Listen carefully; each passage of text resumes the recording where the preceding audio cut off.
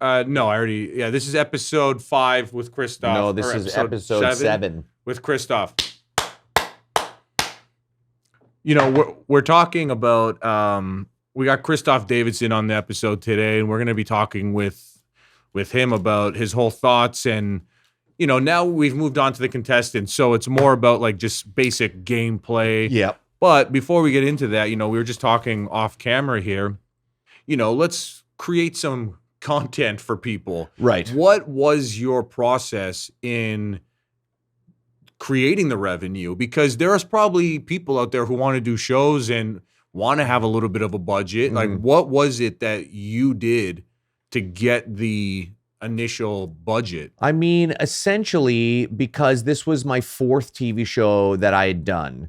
I hadn't already, like the other 3, I'd already worked out with Bell, what it was going to be. Like, they provided the crew and the director and all that kind of stuff. So this one was a little different because I didn't have that big chunk of funding initially to sort of get us started. So what I did was like, well, I haven't run the comedy festival in a few years because of the pandemic, but like restrictions are loosening. I might be able to run a couple of shows, and then I was willing to take that revenue and put it back into making this thing. Right? Now, you're not a big social media person. I'm not at all. So no. when you run your festival what is it that brings people out? Is it just flyering everywhere, or do you is this like a secret sauce that you don't want to get into? No, it's definitely not. It's me hiring somebody who knows how to make social media work. So we use a partner to do all of our social media. They do a lot of our like artist interviews. They set up like any sort of ads. Like we talk about a budget buy and like where we're going to spend money and where we're not going to spend money. So yeah, all of the things I don't know how to do, I just try to go and find the best person who can do that thing. And somebody who is also going to relate to what my end goal is. Yeah, right? Because you need to know what your end goal is. Exactly. So I always know what my end goal is going to be. So what was your end goal with PayBack? My end goal with PayBack was to just produce another great TV show that Bell could use or someone could use, right? And then to get to work with Jay, that was important to me, right? I really believe in the concept. I love the idea of the board games. And I love working with stand-up comedians because they make me laugh. They're funny, they're fresh. And also, like, part of the reason you're even involved in this, like, I don't know where to find a director, or I don't know where to find, because Bell used to do that for me, right? Like Paul Gardner, one of the sort of supervising producers on this, executive producers, he was instrumental in sort of giving me the rope and the leeway and the trust to go and do it, right? And giving me the faith that I could do it. You know? And that's the thing, because, you might be hiring people who know how to do social media and this and that, but the fact that you have an end goal, I think, is like 90% of people don't ever have. They just want to do something to see. Yeah. But also, when people come to your festivals, they are seeing comics that you chose. They are seeing performers that you chose. Yes. Not like you didn't hire someone to book it for you. Right, true. So you are bringing like a trusted product. Yeah, so we ran the festival for 11 years and then the pandemic happened. So after around 4 or 5 years, we had the trust of the brand. Yeah. The brand was, it's the Kitchener-Waterloo Comedy Festival or the Burlington Comedy Festival or the Streetsville Comedy Festival or whatever it was. Even if you didn't know the artists or the performers, you knew you would come, it was good value, and you'd get great shows. Yeah. And that's basically, but it took us a long time to build that, like 4 to 5 years. You know? And like, getting into a little bit of, well, let's get this game started first of all. Do you have any jacks? Oh my God. Oh, good. Oh, this is a good omen, dude. This is a good omen. For who? I almost have no cards left. Do you have any 8s? No, thank God. That would have been amazing. Oh my God. Do you have any queens? Oh, I just picked it up. Good. 9. Uh-oh. Thank you. Uh-oh. I'm going to go right down 5. Nope. Okay. How about a king? Nope. Do you have any 3s? No. Okay. How about a 6? Nope. What about that king? Oh. All right. Do you have any nines? No, I don't have any nines. Oh, just picked up a 9. Oh, man, you are so lucky For the camera. as far as that stupid rule is concerned. I only think about the future, not the present. I That's see. my problem. Right, yeah. All right. What about a 5? Nope. You got an 8? Ooh, I'll take that. You got a 6? No. Do you have any queens? I don't have a queen. You have a 7? No. 10? You have any 10s? I don't have any 10s, no. I have a 9. Just picked up a 10. Oh. And I That's heard 2. you. I need a 9. Oh, for Thank you. fuck's sakes. Close that down. I got to keep my big mouth shut is what I got to do. Well, that was good for me. That felt a little like a sympathy give right there is what that was. Do you have any kings? I don't. Get lost, dude. This is King crazy. To the camera. 3. Got a king here. Okay. Do you have any 5s? No, I don't have any 5s. No. Imagine that. Do you have any 7s? I'll take that one. See, I'm sacrificing myself for the cause. Do you have any 6s? No. Yeah, the cause is what? Losing at the end? Do you have any queens? No. Okay. You have an ace? No. Thank God. Do you have any 3s? I don't have any 3s. Okay. You have a 6? Nope. Do you have any 4s? No. But I do have a 5 if you have some. Just one? that's all I got. That's all You I got an to 8? give. Nope. Do you have any 6s? Eat it. Do you have any queens? No. You're close, though. I got a king. You got a king? I was going to say that. Yeah, you should have said that. Do you have any 5s? Nope. Mm. Oh, wait. I gave you. Oh, I'll take them all. Yeah, sweet. Yeah. Your go, dude. I said 5s. You said no. Yeah. Do you have any 4s? I don't have any 4s. Do you have a 10? Well, you have 2 10s. That's lucky. Do you have an 8? No. Mm. Do you have any aces? Yes. Okay. Any 3s? No.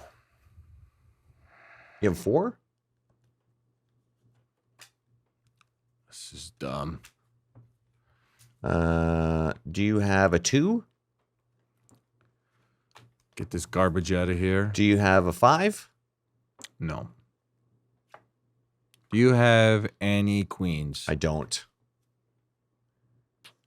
If you had a 3, would you give them all to me or like just a couple? I guess I have to because those are the rules. Oh, I see.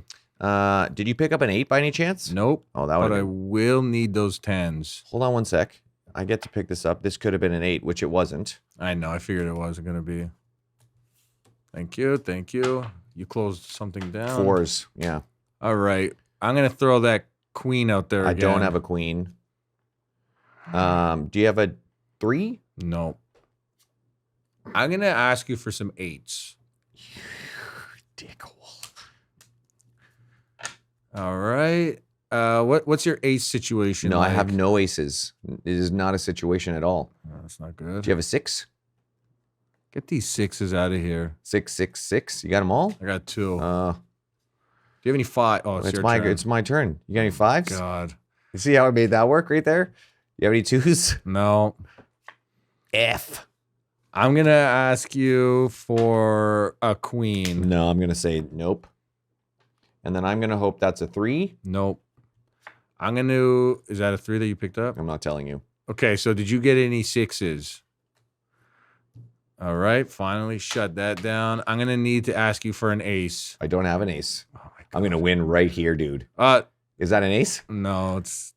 Oh, that's no good. So one of those is an ace. You gotta have one of these in your hand. You got a 3? Nope. Fuck. This needs to be a 3. What? You got a 2? Nope. Guess what that's gonna be? An ace. It's gonna be a 2, and then I'm gonna take your aces. Oh my God. Oh, I bumped the microphone. 1, 2, 3, 4, 5, 6, 7, 8. 8. Yeah. I mean, that brings us pretty closer to a grand total. Well, it's 4-3 now? It's funny, we're talking about winners because I just won. And I mean, we're not talking about losers right now, but I mean, we are going to talk to Christoph later. You know what I mean? And Christoph We are crushed talking to the winner of the whole PayBack tournament. Yes. He came out of nowhere, and not even out of nowhere. He totally dominated. Well, it was funny because Christoph absolutely destroyed, and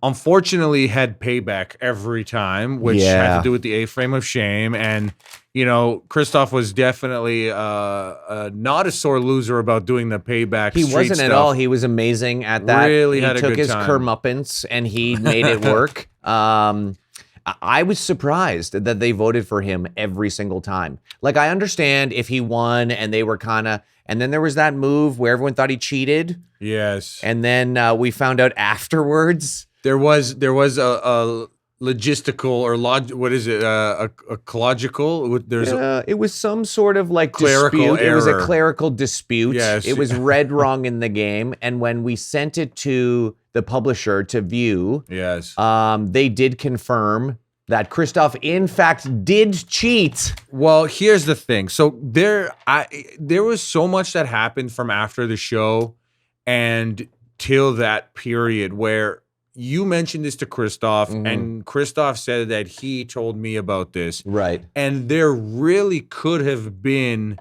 a thing that he said. Right. But I just was in the middle of, because again, I don't know the rules to begin with. Like, Right. I'm learning as I'm going. Yes. So I do think that, yes, there was a flubber during the filming. Yes. But it was fixed. Yeah. And I am almost 99% sure that Christoph saw it. Right. And it's just funny because there was this cross table dynamic where everyone was kind of out for each other. Like Christoph and Deanne had this they were sitting next to each other and they had a little dynamic going. Yeah. And Brian and Christoph were kind of going at each other the whole time. Right. And the dynamic between Christoph and Heather was interesting. Yeah. Because Christoph was so in the zone the whole time.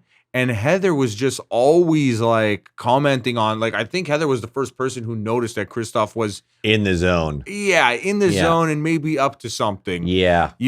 And again, would that have been able to be as explored, I guess, the whole shit talking element? Oh, right. If they weren't all friends, right? Yeah, no, I think you're right. I think it would have been a bit more serious. I think you would have had more serious play and less goofing around. Yeah. Like I said, I think Christoph, because he's so invested in board games, and he even says himself in the testimonials how he wants to win. He wants to play and he wants to win. He's not there to joke around. He's not there to joke around.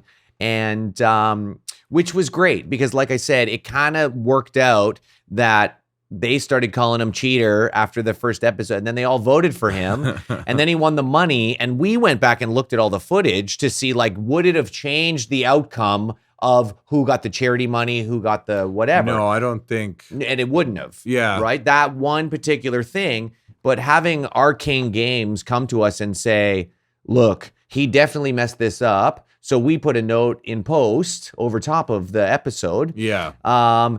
And then he loved the fact that Christoph had to wear the A-frame because he did cheat, and it all worked out. It did, but to Christoph's credit, he thought he was playing it right, and it was literally just a misunderstanding of a particular move. So at the end of the day, this comes down to Niall. It totally, 100%. Niall missed this. All Niall's fault. I mean, I'm pretty sure the whole time this was going on, Niall kept saying how he was still interning as a paralegal. Yeah. And then Niall kind of fell into it as soon as we got to the second day. Yeah, King of 12. Yeah. There was a lot, but the whole dynamic between everybody was definitely interesting. And you had, again, Brian was kind of just commenting on everything, and Deanne was just laughing and going with the flow. And Heather and Christoph were just so opposite because Christoph won everything. Yeah. Heather didn't, but also was just having a good time, and we're going to be talking with Heather next episode about what their whole thoughts were on the process and possibly being the host. And that I want to talk to her about. and Yes. like understanding, like, because again, there's only so much we can talk about right now without them, but I do want to know like what their thoughts were going into it, all of them, Yeah, of course. And who came there to win and who came there to play. The other thing we can investigate, because we had basically locked it down. We had Deanne, Ted, Niall, and Christoph, and we needed one more player.